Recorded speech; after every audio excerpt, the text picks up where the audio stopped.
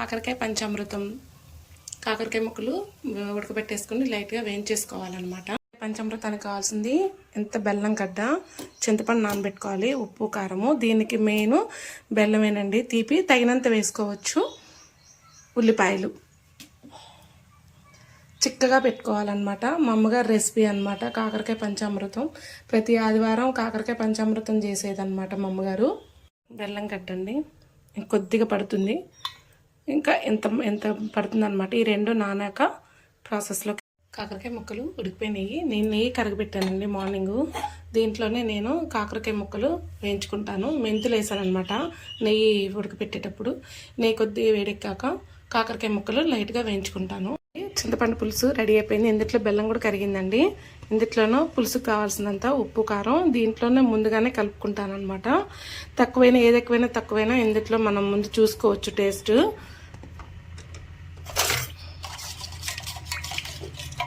ఆ ముక్కలన్నీ వేగాక, ఉల్లిపాయ ముక్కలు కూడా వేగాక ఇది చిక్కగా చేసుకొని పోసుకోవాలన్నమాట. బెల్లం కొద్దిగా కరగాలి.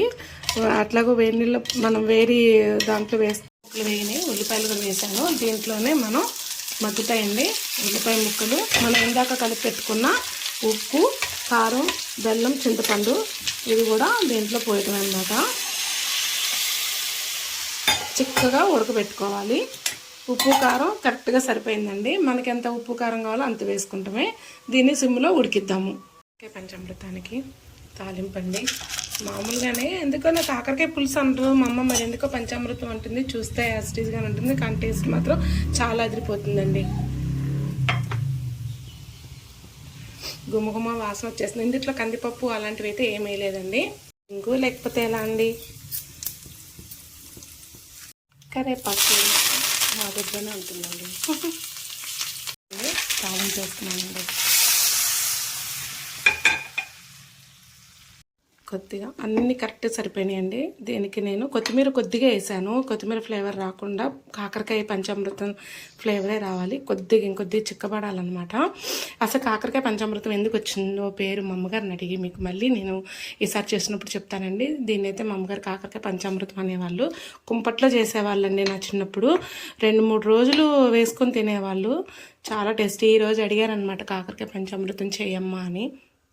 86 ఏళ్ళండి మా అమ్మగారికి. అందుకే చేశాను నేను తన కోరిక మేరకు.